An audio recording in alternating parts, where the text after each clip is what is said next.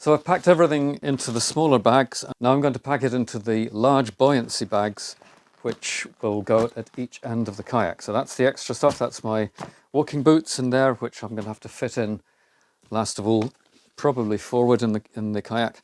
First, I'm going to pack the big bag for the after section of the kayak. These bags are made by Canadian company Trak, who do some very interesting looking folding kayaks. I decided to invest in these bags and it's been well worth it. So I do recommend them if you've got an F1 kayak or similar and you want a bag that you can both put kit inside and inflate. So the way these work is it's nice strong fabric. They've got the inflation tube there, the standard thing. It's a nice long tube, which is really good. And there's a dry suit zip basically that they've installed on here.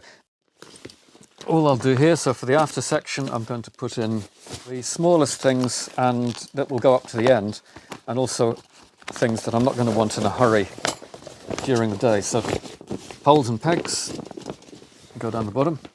These also stiffen the end of the bag too, which makes it a little easier, as you'll see, to fit it as far as possible down the kayak. Okay, shoes, they can go in too. Now these are all helping as well to put weight back aft in the kayak where I want it. And then tent there.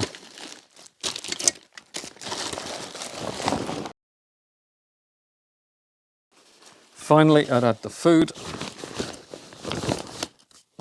and the fuel bottle. Normally I'll put that on the outside in a space, just so that if it does leak, then it leaks into the kayak and it doesn't leak into all my own personal stuff, and especially not the food.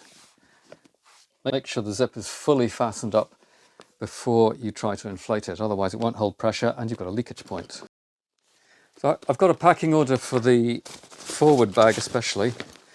A lot of that's based not just on the size of bags, but on what I'm going to need first. So on the ones that are going far down the end, I've actually added additional strings with the bag number on them, and just to try and make it a little easier to retrieve them if I'm having to reach along the bag without taking it fully out of the kayak.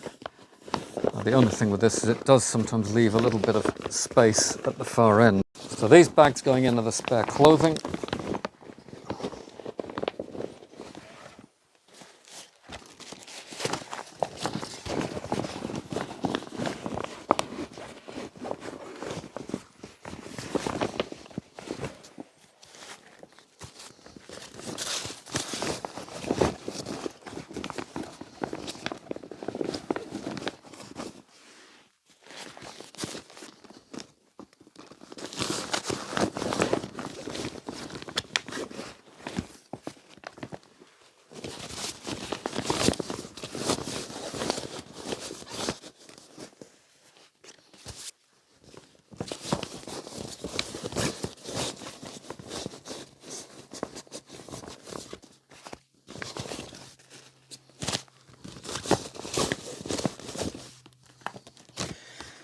And my packing guide goes in as well.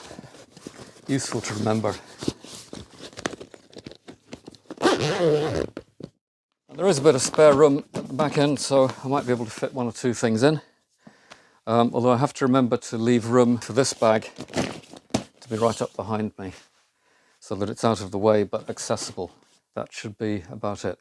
So let's go outside and see how this all fits in the kayak.